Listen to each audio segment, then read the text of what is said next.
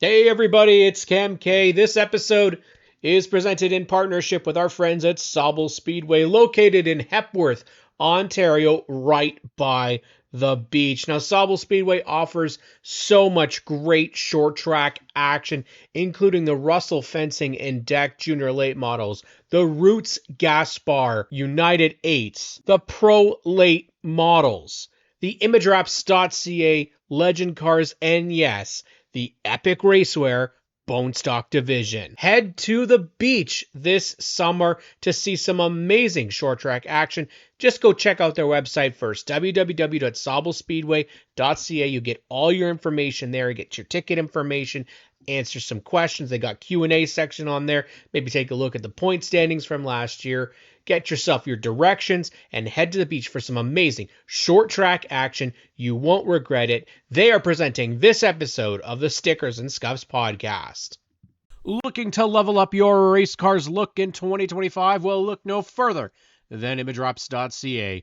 The team of Craig and Doug Hamrath specializes in creating amazing, detailed, and creative graphic designs and wraps that are sure to turn heads at the racetrack. As huge supporters of motorsports, Imagewraps.ca understands the importance of having eye-catching and unique designs to stand out from the competition while showcasing your amazing partners. Trust us for the best deals and quality in the business to give your ride that winning edge. You have to visit imagewraps.ca today and let them take your racing experience to the next level.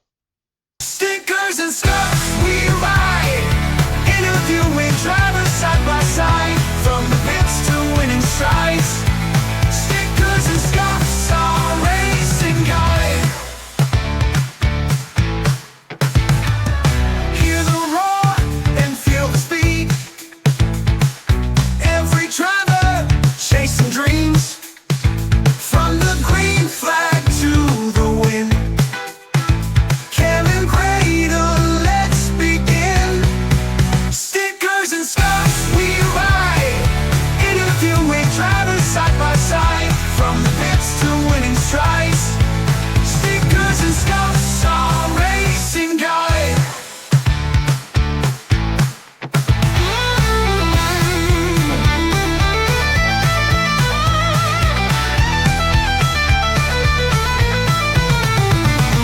Engines roaring, crowds alive, Ontario pride by the mile. Lap by lap on the move, catch the thrill in every groove. Stickers and Scuffs, we ride, interviewing. What's going on, everybody? We are very excited to be the latest stop on the 2025 Brady Cox Media Tour. And so welcome to the Stickers and Scuffs portion of it, buddy. Yeah, well, it's another stop on the tour. Where are you off to next? New York on the jet plane, or what's going on? I haven't booked my tickets yet. My agent's been a little slow, so I'm not sure yet. Trying to fire that agent. Yeah, I'm firing that agent. But in all seriousness, though, welcome to the show, bud. It's almost the end of the off season, and looking forward to 2025. And you're doing something a little bit different this year, right? Yeah, I'm running points again, but this time at Sauble, so that should be interesting. Definitely will be fun. So I'm excited for it. I'm sure you are. Yep. So let's see how that goes. We're gonna have a good time. Oh yeah, we're gonna have a few good times for sure. Absolutely. I just can't wait for the third week. Oh, that effing Brady wrecked me, or I got into me, or no, it's just racing fun, right? I mean, that's what's really cool is that you got to be out there, Brady. You had run a couple seasons out at Flamborough in there, and what was the decision? What was the part of the decision to go and run Sauble and do a bit of an outlaw schedule last year? So my first full year, I ran Flamborough points just to get Rookie of the Year, see if I could get it, and I did. That was fun. I'm not a huge points racer. It's a little stressful going there every week and trying to beat out some of the hard guys, but it was fun. Last year I wanted to take it a little easier and run here and there, not race as much, have more time to do other things. Mm-hmm. And then Brad came up to Alex and I near the end of last year and he asked us if we would be interested in running points to help the class grow at the track, and we're like, hell yeah, let's why not get 2 more cars at the track and boost the class some more. So we're both doing that this year, and it'll definitely be fun like it was last year. We'll get back to kind of the class itself, but talk about you, like, you're 21, like freshly 21, I guess, right? So there's another little bit of a story about that from our karting outing, but you haven't been racing all that long, am I right? So that's something that you and I kind of have in common, despite maybe our age gap, right, son? Yeah. Yeah, this will be my third year racing. Yeah, I haven't been racing that long, but I've been around racing pretty well my entire life. Yeah. I used to help Nick and his dad at the track a lot, even his brother. Helped them for many years at Varney. Not really helped, but more so watched and supported them. Absorbing knowledge and stuff too, I would say. Oh yeah, exactly. I learned a lot from them, even when I wasn't racing. And then I got into photography. I was really big into that for probably 2 or 3 years. Got the opportunity to run at Frostfest one year, and then after that, I was hooked, and I wanted to drive a car. So here we are. Yeah. Sounds a little similar, Graydon. It is like you just get hooked. I mean, it's like, okay, I'm just gonna run 2 or 3, and then you end up explaining to your wife why you got to run 5, 6, 7 times, and maybe you're not at that point where you're explaining to your wife or anything yet. But I mean, just getting the, like, as you said, you were around it a fair bit, so it was in your system. But like once you just get that next level bite, or like where you're bit by the competition bug, it's just, it gets in you, right? Yeah. Once you're around it and you get that opportunity, it, like you said, it's like a bite bugs you, and you're hooked ever since. You almost turn into Spider-Man. The Yeah, bug that's kind bites of what you, I was thinking too. right? It's just like it just like it's like all through your veins, and it's just like you can't get enough. You got to get your fix, and you're we like, yeah, okay. So let's get into this too. You're to my experience, you've been nothing but a great person to have in the corner, where like I wouldn't have won that day in that heat race if it wasn't for you and Alex. Um, and Phil now, it's I can't. He's an official now, so he can't help us out anymore. But like you and Alex were like wrenching on that car and firing like all kinds of setup questions to help dial that car in that day. And when you talk about driving being next level, you've also told me personally that just that's something that you can walk away from at the end of the day feeling pretty proud about, that you're helping another person be competitive instead of just sitting on the sidelines watching all the fast cars go by. Oh yeah. When you won your heat race, I was in Jane Chapman's kid's car, Lucas Chapman's. I was in his car figuring out some brake issues. Yeah. The second I got out of that car and I walked over and asked how your heat went, you didn't even say anything. You just gave me a big old bear hug, and I couldn't breathe for a solid 2 minutes. But to know that you won that heat race and I helped you gain like half a second in 2 practices or whatever it was, I was like, wow. I didn't even come here to race or really help anybody, but to see the improvements in just one day that I was able to contribute was that was definitely really cool moment for me. And I think I will speak for the CGC guys too, because that was like a team effort, literally all the way around, where like, as we said, like I knew in a, like from that day, I learned what I liked in a car to go fast, and it helped the CGC guys dial setups in, and it also just kind of brought us all together as a team where we were all kind of honing in on that goal of taking a checkered flag. And even though you were out there in another car competing against us, that just speaks to the kind of core group and like the image we want to put off of racing at Sauble. Yeah. Hard racing, but like everybody's got your back. Oh yeah, like no matter who you are, you always want to win, right? But Mm-hmm. there's always going to be those people that, yeah, winning's cool, but seeing the people, let's say like you or like Savannah too, like when she wrecked in practice, Yeah. Alex and I had the parts and we ran right over to her before she was even at her pit. Yeah. And we're like, do you want to go out? She's like, I don't know. We're like, okay, we'll get you out. That's not even a question. We're going to get you out. You spent the time getting your car ready. You came here. We're going to get you back out and at least get you some heat race points, right? So. And even her dad was like, no, don't worry about it or whatever, right? And you guys are already having like the thing like half ripped apart, like it's already on, like it's happening. Yeah. And I think we said no, it's not even a question or a yes or a no thing. It's happening, like it or not. And I think Even it was if you don't good want to for race, the Savannah. car's gonna be fixed for the next race, right? So Yeah, and it was good for Sav to get right back in the car after doing that too, because she was getting her confidence up and laying down some fast laps, and that's kind of what led her into like getting a little too wide and into the wall, and then just getting right back on the horse is also good for the driver perspective. So that's another way where you guys are giving back in the sense where it helped her get right back into it.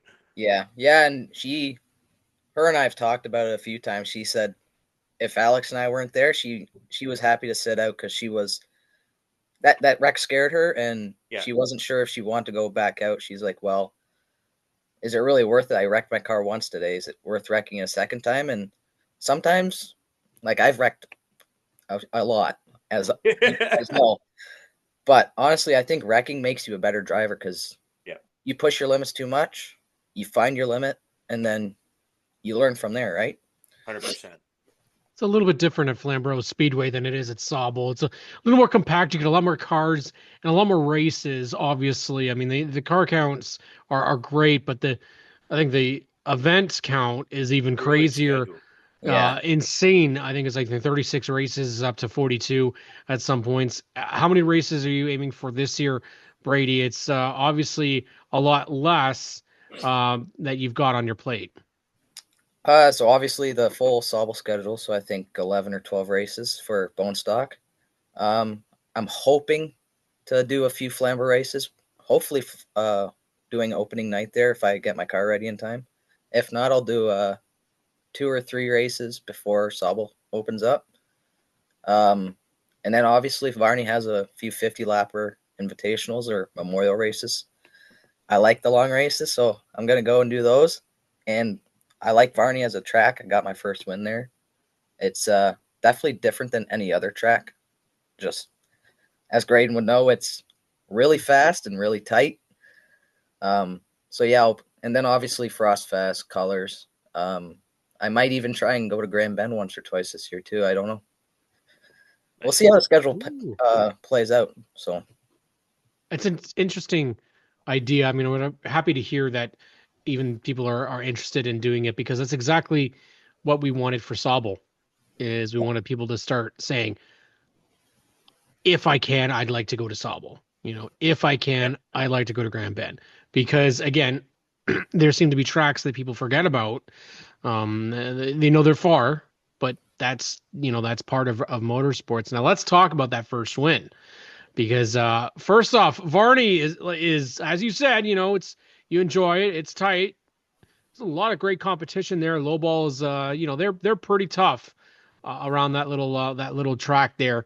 And it was, I believe, the 36 car that you were running that night, if I'm not mistaken. I was running the 36 car for low ball, which I'm a part of that team. They've helped me so they gave me my Frost Fest ride. And then they helped me build my current car that I still have. And then when I wrecked my car pretty bad at Delaware last year, opening night, racing for Mike Howard, I didn't have the funds or the parts to fix the car right away. So they offered me that 36 car for a few weeks until I got my car back up and ready to go. And I was really down at that point, but they really boosted my confidence and helped me that portion of the year so I could be back in the driver's seat and do what I love on summer weekends, right? So how's the win happen? I don't know if Nick Clark is listening to this. He might have a few comments, but we were racing. I was hoping you'd say that. Yeah. It was really fun racing Nick because we were slicing and dicing through the traffic. He's watching him as a driver growing up has taught me a lot, and even following him on the track has helped me. And then getting back to that first win, like I said, I was following him through the traffic. We were pretty far ahead.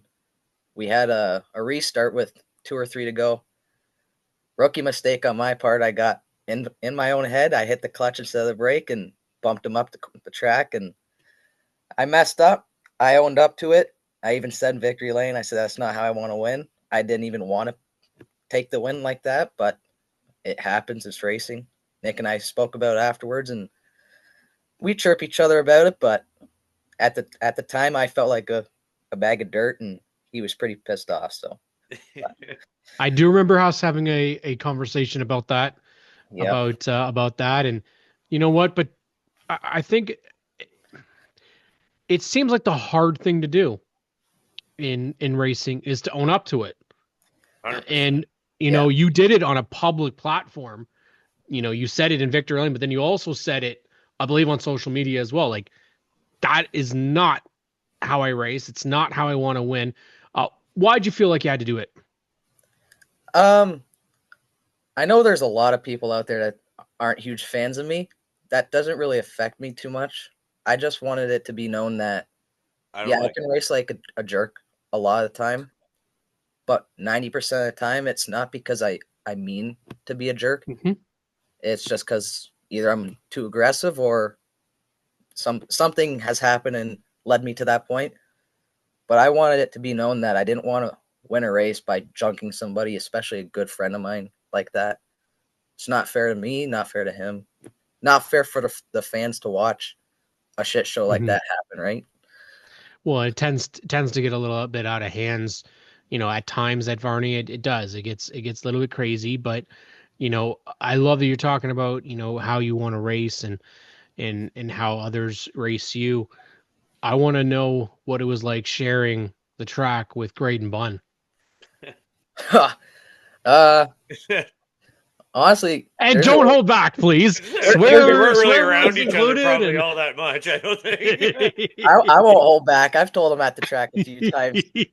At Sauble there was a few times him and I were door to door, bumper to bumper, and it was some of the best racing I've had at Sauble, or like in general, because Graydon was respectful. If I was faster, he would get out of the way, or if he was on pace, we'd bump and bang, but it wasn't deliberate. Oh, I'm gonna turn right into you going in the corner because I want 7th position, right? No, it was Graydon is a very respectful driver. He's learned a lot. Like, I've given him some of the pointers that I've been told over the years. Mm-hmm. He's taken that into fruition, and it's made him a better driver overall. So I have nothing really to complain about yet. Not yet. That's what I'm about to say. Now you guys are points. Now you're points competitors, so that shit goes out the window now. Yeah, I'm a points competitor now, and I helped him get his first win, so now he's hungry for more. So Oh yeah. But how about yourself? I mean, what's the end goal? Obviously, everybody says championship, right? Everybody says championship and wins, but realistically, the division is different now. We talked Grady, I talked at length. Off the friggin' top step. You got to talk the 08 out there, the 16. You got to knock them out of the way too. And then the other thing is that division is not 6 cars anymore. I mean, Brad's talking about 18 registered already. Yeah, Brad was saying there's 16 or 18 registered now. Yeah. So there's a bunch of heavy hitters this year. John Van Dyke's always fast. Obviously, Pat, the 2-time champ. Alex will be fast. Savannah Mark Dennis is coming out. Mark Dennis will be fast. Yep. CGC will be fast. I think Bun. I can't really say anybody is the one to watch or like the big threat, because everybody has their moments, and everybody eventually come the end of the year, everyone's going to be fighting for a win, and you can't just call out somebody and say they're the best. They're going to win 17 races out of 20, right? No, you got to undefeated right now. Yeah, it's an even battle right now. But no, it's everyone's even in my eyes. You just have to have luck on your side and have to know what you're doing. How's the 24 car right now? You got Are you working on it yet, or just looking at it, thinking about what you're gonna do? What's the plans? Uh, right now it's still sitting on the trailer from Colors. I haven't Yeah, had much time to work on it because I've been helping my buddy Justin build his new car for Sauble. nice, Um, we've been building the hot rod for Austin Etzel, cool. and we've been Yes. building 2 or 3 other bone stocks at the shop too. And I've just been doing other stuff too, like going go karting with you, or like just I've been so busy with other things, but I don't have too much to do on my car. So I got a few things set up that I'm going to do in the next few weeks, and should be ready to roll. So Nice. It's 24 font that you use is the Hendrick Motorsports Jeff Gordon 24. yeah, Gordon was Am my favorite I driver growing up. So I was gonna say, am I right in saying it's a Jeff Gordon fan? yeah, he was. I, I I was a big Flames guy on race cars, and Gordon ran the DuPont Flames, so I fell yeah, in love with him. He was my favorite number because I'm born on the 24th in 2004. Yeah, my birthday is just 2s and 4s, so I think I was born to like number 24. It and your works. body man Oh too. Like, is there something to do with like paint too? Like, yeah, well, I didn't even realize that. I guess so now. No, my uncle also used to race, so like I think it was street stocks at Barry Speedway way before I was born, and then nice. he ran sidecars. Like back in the '80s or whatever. Yeah, probably back when you were still like 30, Graydon. Uh, yeah, but he ran street stocks and sidecars and stuff, and he was number 24, so that's also another big reason why the 24 is my number. Cool. Well, I mean, Grandpa Bun gets to run the 81, which is a Dale Jr., esque number, Dale Chance too. So, I mean, it's kind of been like cool that you guys both get the opportunity to kind of run the I numbers was that, born in '81. oh, see, That's there why. you go. It works. Oh, I thought Um, it was because you were 81. My bad. ah. Oh, this is going to be good this year. Yeah, Um, yeah. Read between talking the about lines. talking about the rate, yeah, talking about the racing scene at Sauble this year. What are you expecting? Obviously, more cars in the division than you guys have ever really had on a regular basis.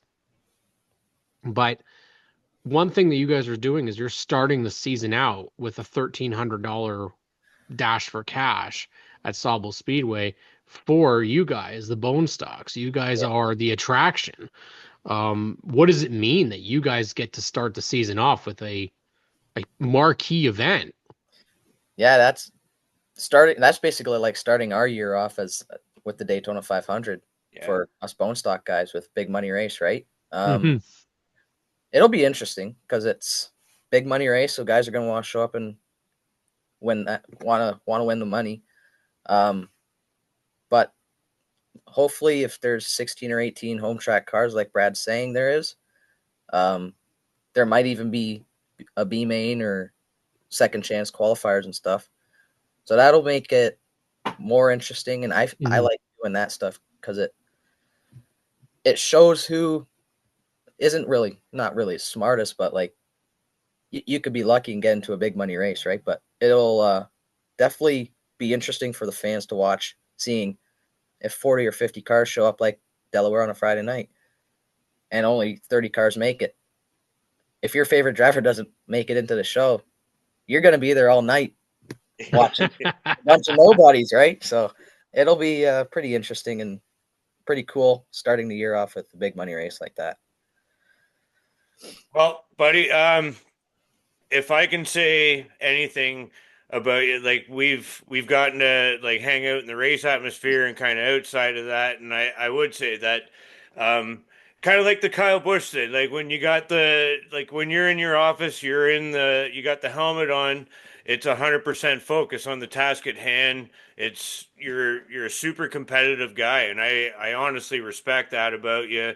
And at the same time, I have seen and firsthand been a part of like where you're paying it forward to help another guy do well at a racetrack. So there's a lot of people that help a racer do what they do and get you to the track. So who are some people in your corner that help Brady Cox Racing go racing all the time here in the 2025 season? I gotta thank Lowball Racing. They gave me my first start in a stock car, and they still help me to this day. Nick Clark at Clark Automotive in Holstein. He's been a huge help for many years before he even opened up his shop. Mhm. Mark Allen, the Pug, he's helped me since I started racing. Arctic Clearwater helped me a lot last year. Napa and Ideal Supply, they hopped on. They didn't really hop on board, but they gave me some stickers and helped me with some parts and stuff that I needed. So that was a huge help. Thanks to Mike Robinson Jr. for that. Nice. Um, How Nick, about that car, by the way, Yeah. oh, that's a beautiful car. I can't. Sidebar. No. Nick's Journey, Susie Spellick. She's helped me when I had a lot of bad days in racing. She's always been in my corner and backed me up and made my day better. Nice. Yeah, she does that. Yeah, she's a great person. Can't thank her enough for everything she's done. Wade Thorne, he's helped me a lot, and I'm probably missing a bunch, but really anybody that's helped me over the last few years, and I gotta thank them because I wouldn't be here without them. Well, it's awesome because Brady Cox is back once again for this season as a Stickers and Scuffs racer. I think this is year number 2 for you as part of the racing family. You've seen a lot of bone stock racers. Before we wrap it up, who is, let's say, your top 5? Because you've raced across a lot of different places, across a lot of different racers and bone stocks. I'm sorry, but you can't have favoritism that Graydon Bunn is on the podcast right now. So He didn't even make the top 15. Yeah, I was just gonna say, I'll just back right on out of here. If I had a top 6, you'd be there. there you go. No, there is some seriously awesome talent. So all kidding aside, It's that's hard. Choosing top 5. I know I feel Cam really came in hard top with this 3 if last you want. question here. Yeah, top three might be better. let's do a top 3. Oh, okay. Well, I'm racing at Sauble mostly, so I gotta say Pat Farrow is definitely Definitely. If he traveled, he'd probably be he was a threat at colors this year for a track. He figured that He friggin' had 80 30 car laps out of practice, good. and in a car he's got no laps in. Once he picked up the pace and he figured out what he liked and got comfortable, he was pretty quick. So Yeah. definitely Pat Farrow. Phil Givens, he's always a fast guy. He's not racing as much this year, obviously, being tech man at Sauble, but he's always fast and willing to lend a hand if you need it. I'm going to do top 5 because I got a few guys on my. Okay. Savannah Finley, her rookie year, she improved quite a bit over the year, and she's always willing to learn and ask for help, and she's always digging for more. Mm-hmm. So that's good to see. Calvin Reeser, he's always quick wherever he goes. Oh no, that ego is going to get pretty inflated. Oh yeah, he's a super funny guy. Fast wherever he goes. Super nice. Alex Stewart, good buddy of mine. I don't know. He's got to bring back Texas Terry for him to be on this. Okay, I'll take him off then. There we go. Okay. Got to bring back Texas Terry there, Alex. That was best looking car. Yeah, if Texas Terry was still on there, then Alex would make my list. But oh yeah, he'd be number 1 in my books. But oh well. Yeah. I think I'm on number 5 now, right? Yeah. We don't do this job for the math, buddy. Yeah, I drive cars. I hit too many walls. I got a few concussions, so. Oh, that's not funny to laugh at. No. Oh, sorry. No. I don't know. Where do you fit? Me? I'm like the 35th. Okay. 35th on your own list, eh? Oh, man. Yeah. And I'll go with Austin Etzel and Braden Zaman as number 5, tie for 5. Yeah. Not only are they my teammates, but Austin won the championship at Varney last year and went to Sauble, was running up at the front, went to the back and drove through the field to get third or second for a Dash for Cash. So that was pretty crazy. And Braden Zammit, he his first full year last year, he improved a lot, and he's definitely going to be a threat to win more races this year and maybe a championship.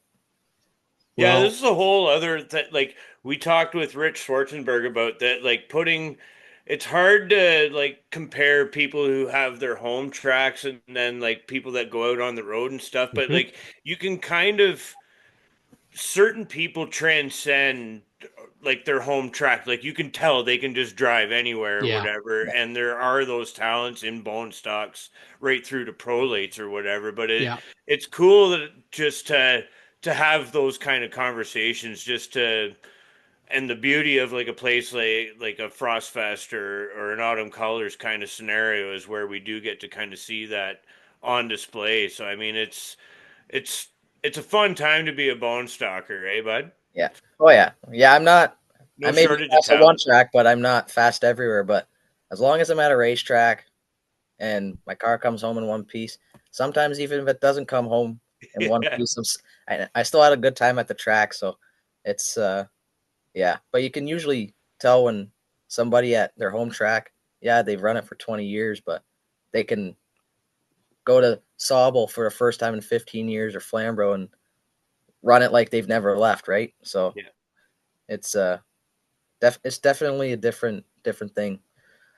Yeah, I would definitely say you could put like Joe and Chris Lawrence Yeah, in that hat. They're the guys go anywhere, and they're just and Phil That's even right. as well, and right up towards the front. But Brady, we're excited to see how that number 24 does the whole season long, running side by side, in between, on top of, beside, and under the 81 at times. Graydon. Out there as well, but how can people follow along with you guys on social media? Do you have social media for people to follow your racing story? yeah, on Facebook and Instagram. Well, Facebook is Brady Cox Racing. Instagram is BC24R. I'm pretty sure. I made the name a while ago. I don't really remember it that well, but um, Yeah, something like that. yeah. But yeah, I have Facebook and Instagram, and I post updates during the off season and during the season. So I try to add a few jokes here and there if I'm bored, and even on holidays and stuff. So Yeah. people a little laugh when they're feeling down or when they're just scrolling through Facebook or Instagram. So you follow me on those and follow my journey. Let's definitely do it. Follow Brady Cox all race season long. Thank you to our friends at Imagewraps.ca and Sauble Speedway for presenting this episode 199 with Brady Cox. Thank you so much for joining us. Thank you for having me. Thank you for watching the Stickers and Scuffs podcast. Subscribe, share, and like for more Ontario motorsports content.